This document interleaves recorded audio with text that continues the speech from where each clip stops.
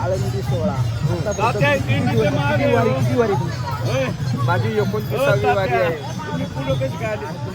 आतापर्यंत 19 वारीचा अनुभव. जाता पंढरीशी सुख वाटे दिवा. जन्माला आल्याच्या नंतर, मनुष्य जन्मामध्ये आल्यानंतर हा सुख सोहळा स्वर्गीय नाही.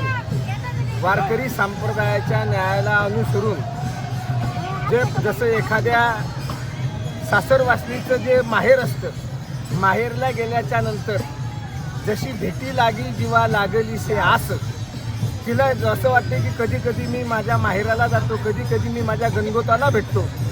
तसं वारकरी संप्रदायामध्ये जन्माला आलेला प्रत्येक हा वारकरी हा दरवर्षी अगदी अत्यानंदाने, आनंदाने आणि गुण्या गोविंदाने हा भगवान पांडुरंग परमात्म्याच्या भेटीसाठी हा आसुसलेला असतो.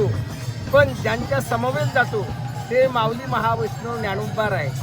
जशी प्रत्येक इच्छा आपल्या जीवनातली पूर्ण करणारी असते ती आई, तशी वारकऱ्यांची आई म्हणजे माऊली महावैष्णव ज्ञानोबा आहे. म्हणून त्यांना माऊली असं म्हटलेलं आहे. खऱ्या अर्थाने विचार केला, इतिहासामध्ये नोंद करावी अशी आहे. यावर्षीचं जे वर्ष आहे 2026 हे साल, इतिहास गिनीज बुकामध्ये नोंद अशी करावीशी वाटेल की प्रत्येकाला वाटत होतं की आता यावर्षी सोहळा थांबतो की काय, सोहळा थांबतो की काय.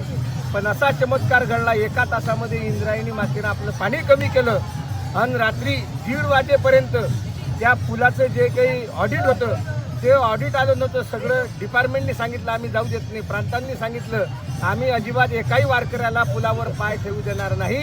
पण देवस्थान कमिटीने निर्णय घेतला, पुढच्या 27 दिंड्या आणि मागच्या 20 दिंड्या 50-50 वारकरी प्रत्येक दिंडीमध्ये जाईल, पण तरी सुद्धा सोहळा थांबणार नाही.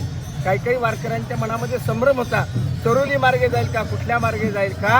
पण नाचत जाऊ त्याच्या गावारे खेडिया, सुख देईल विसावारे. या वाटेवरची जे गावं आहेत ते गावकरी सुद्धा माऊलीच्या भेटी करता एका प्रकारे आतुरलेले असतात. आणि असा हा आनंददायी, सुखदायी असा हा सोहळा आहे. ह्याची व्हावी माझी आस, जन्मोजन्मी तुझा दास, पंढरीचा वारकरी वारी चुकवणे ते हरी. हे बघा, वारीप्रमाणे जशी आस लागते त्याचप्रमाणे जसा जुना काळ होता म्हणतात, जुनी पिढी बदललेली आहे, बदललेलं काहीच नाही आहे.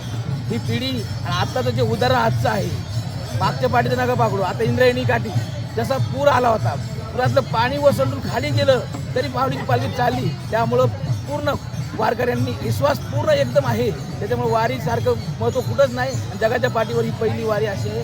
जय रामकृष्ण.